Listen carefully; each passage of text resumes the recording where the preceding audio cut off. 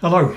Well, I'd like to talk to you about what is possibly the greatest enemy to selling any company. And it's to do with passivity. And this problem kicks in very early on in the process. Can I give you a fairly typical story to explain what I mean? And a number of people listening to this will have been through this experience already. You'll know exactly what I'm talking about. It goes like this. You decide to sell. Where do we start? Perhaps you've never sold a business before. It's a bit of a rare occurrence for most people in life. We feel as if we need some professional assistance in all of this. Most people now approach their financial advisors, maybe their accountants, their investment bank. Can you help us sell our business? This feels like a financial issue. There are lots of numbers involved. The whole valuation exercise makes it feel like a financial issue. There's lots of tax issues. And the understandable result is that we start to treat this as if it was a financial problem. Most likely your advisors will say to you, look, we don't specialize in selling companies, but we do know a corporate finance accountancy firm that specialize in doing that. Try speaking to them.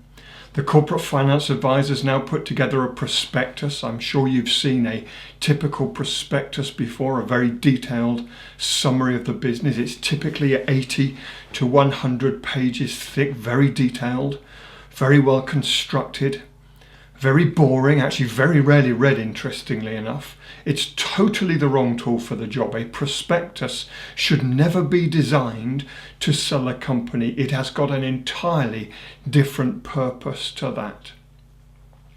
This prospectus is now inevitably given to the most junior person in the practice. This will be an intern or a student doing a working year of some sort. And that student or intern will be tasked with finding as many competitors as possible to whom this prospectus could be sent. According to the Financial Times, it's typically sent to less than 20. Now at Kingsbrook, we've got two problems here. First of all, 10 or 20 is not enough. It is shockingly low. At Kingsbrook, we know that it needs to be typically 4, 5, 6 times this amount or more. Our clients are consistently shocked at the number of potential buyers that we find for them. The second problem is that the prospectus is sent to competitors. Now, premium prices when you're selling a company are very rarely forthcoming from competitors. The best buyers are nearly always complementary trading companies rather than competitors.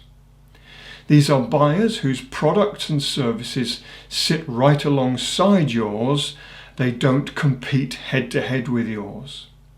So we've got an inadequate number of potential buyers who are the wrong audience. No wonder most companies fail to sell. The vast majority of companies in this country that are brought to market fail to sell, and this is the primary reason.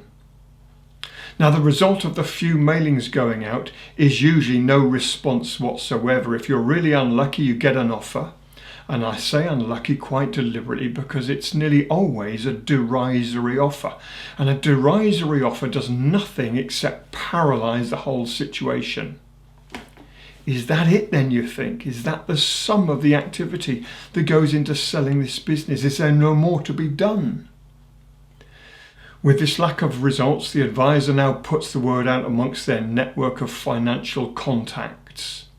Maybe somebody we know might know somebody who knows somebody who's interested in buying a business like this. Well, let's push the word out amongst our network of contacts and see if the phone rings. Well, it seems that the phone never rings, and so last resort now, a newspaper advert is placed or you're put on a company brokers list. A short summary placed alongside hundreds of other companies being offered for sale. On the screen here is a typical broker's listing. A few words about the business and a value, in this case £4 million. Now that particular valuation has been calculated using time-honoured valuation methods. So I guarantee you now, 100% I guarantee you, that this is completely wrong.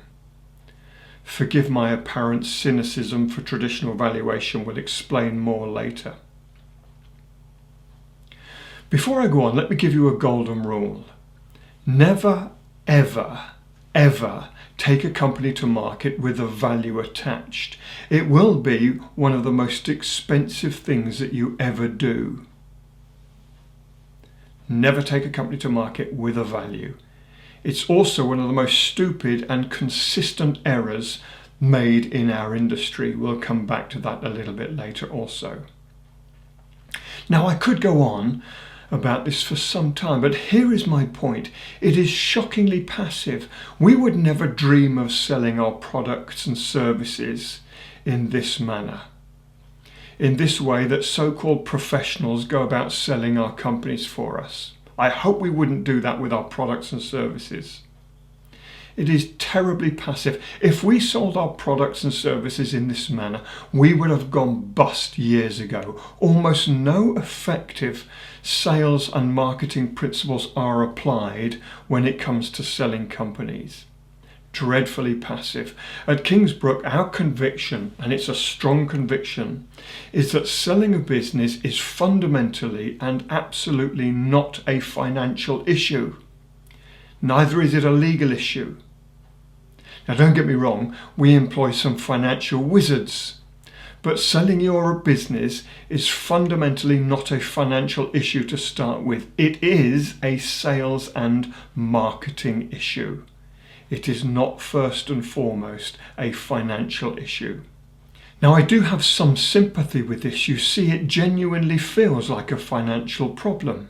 There are actually lots of numbers involved, lots of tax issues, valuation, etc. So we treat it as a financial problem from the outset, and that's when this issue kicks in.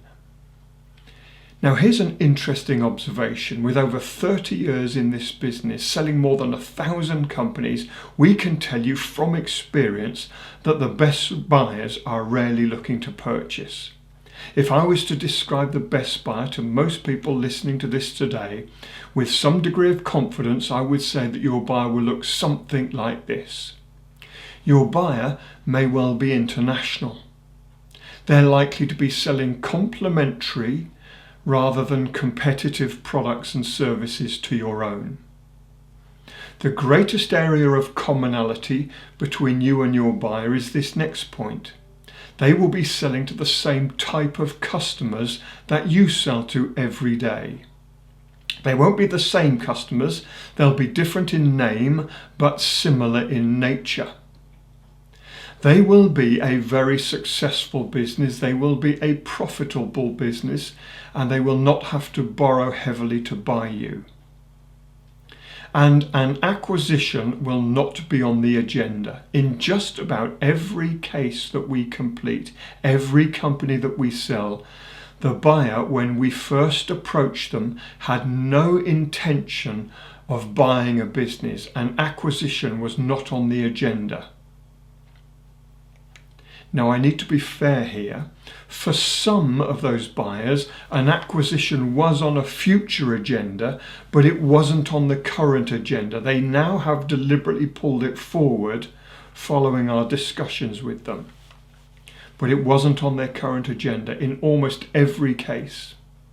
Well over 80%, between 80 and 90%. In other words, these people aren't subscribing to brokers' lists. They're not hawking down newspaper adverts trying to pick up a bargain to sustain their share values. These people aren't even looking to buy. Now, I hope the light's beginning to come on here. If you and I rely on passive means to find a buyer, if you rely on them finding you rather than making it your business to go and find them, we will miss the right buyers. We have to make it our responsibility to go and find them, not hope somehow they will stumble across us. Passivity is a big problem. It kicks in very early on. This is a sales and marketing issue first and foremost.